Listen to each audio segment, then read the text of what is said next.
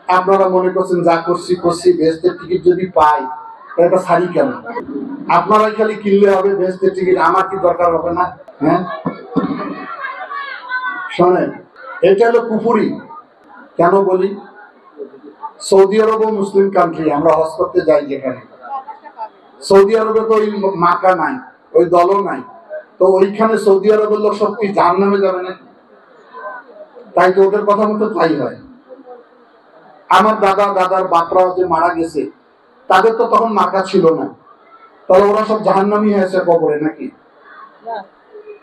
ওদের কে এজেন্সি দিছে বেহেশতের টিকিট দেওয়ার জন্য? আল্লাহর ক্ষমতাকে যে শেয়ার করে সেটা হলো শিরক। পৃথিবীর কোন মানুষকে এই ক্ষমতা দেয়নি। আপনারা হয়তো যারা বেশি কম লেখাপড়া করেন বা কম বোঝার চেষ্টা করেন, তাদের বাড়িতে যায়। আমাকে আমার এক কর্মী বলে, ভাই আমার বউ তো আমার কথা শোনে না। আমি কেন? তোরাও তো বেহেশতের টিকিট বলে পাইছে। আমি তাই নাকি? তোমার দেয় না? কয় না, রাতে কথা বলে না। তোমারটা তুমি করো, আমারটা আমি করবো। কিরকম পাওয়ার হয়ে গেছে বললেন? হ্যাঁ, ও বলে তুমি ইহকাল করো, আমি পরকালের টিকিট পাই গেছি। তাহলে আর লোক নামাজ, রোজা, হজ, যাকাত, খরচ কোনো কাজ করতো না, খালি ওই টিকিট কিনে বাড়ি বসে থাকতো। বড় লোকরা মনে একটাও দোজখে যাইতো না, সব বেহেশতে যেত। এই টিকিট বিক্রি করা এরা হলো ভণ্ড। এরা মানুষের ধর্মীয় অনুভূতিকে নিয়ে রাজনীতি করে। বিএনপি সেটা করবে না। বিএনপি পরিষ্কার বলে, ধর্ম যার যার, রাষ্ট্র সবার। এই কাজে আপনাদের কিছু কিছু মহিলারা তালিমের নামে বাড়ি বাড়ি যাচ্ছে। ওদের বলবেন যে মায়েরা, বোনেরা, নিজের সংসারটা ভালো করে করো। সংসার ধর্ম, বড় ধর্ম। ছেলে মেয়ে দেখাশোনা করো, মানুষ করো, স্বামীর খেদমত করো, ওটা ইসলামের বিধান আছে। তা না করি তুমি আমাকে ধর্ম শিক্ষা দিতে আসছো। 5 ওয়াক্ত নামাজ আমি পড়ি, রোজা রাখি, কোরআন সুন্নাহর আলোকে আমার জীবন চলবে। তোমাকে আমাকে জ্ঞান দিতে বাড়িতে আসতে হবে না। এরা হলো পেইড, টাকার বিনিময়ে যায়।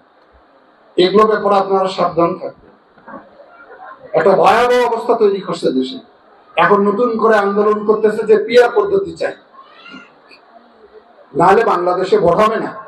পিয়ার পদ্ধতি কি? আপনারা তো মনে হয় 90% লোক বোঝেনি না। পিয়ার কি? আবার ভোট দিলাম এতদিন, এটা পিয়ার? পিয়ার হলো ওইটা পদ্ধতি। এই আসনে, এটা হলো বাংলাদেশের 18 নম্বর লালমনিরহাট 3 সংসদীয় আসন। এখানে অতীতে যখন নির্বাচন হয়, সব দল থেকে একজন করে মনোনয়ন পায়।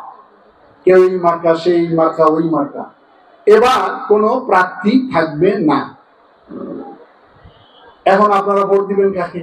ক্যান্ডিডেট নাই। আরে ভাই, পরে বোন, পরে কথা তো শেষ হয়নি আমার।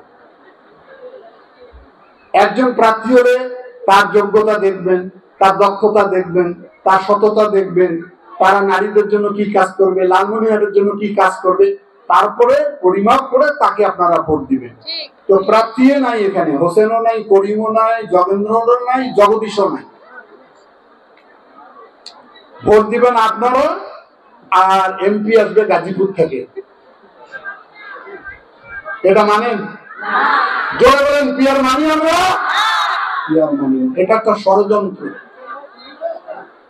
আমরা যাকে ভোট দিব তাকে আমরা দেখতে চাই, তার সঙ্গে আমরা কথা বলতে চাই, আপদে বিপদে সুখে দুঃখে তাকে যেন আমরা পাশে পাই। এখন ওই গাজীপুরের এমপি আসি বলবে, তোমরা কি আমার ভোট দিছো? তোমাদেরকে আমি চিনি। এরকম ষড়যন্ত্রে লিপ্ত হয়েছে এরা। কারণ এরা খুব ভালো করে জানে নির্বাচন হলে কয়টা আসন পাবে। এই ষড়যন্ত্রের বিরুদ্ধে আমাদের সোচ্চার থাকতে হবে। এরা মাঝে মাঝে বলে সংবিধান পরিবর্তন করবো। ওরা 71 মানে না, যে 71-এ 30 লক্ষ মানুষ শহীদ হয়েছে, 2 লক্ষ মা বোনের ইজ্জত গেছে এই দেশ স্বাধীন করতে। সেই 71 যারা মানতে চায় না, তারা বাংলাদেশের লোক হতে পারে না।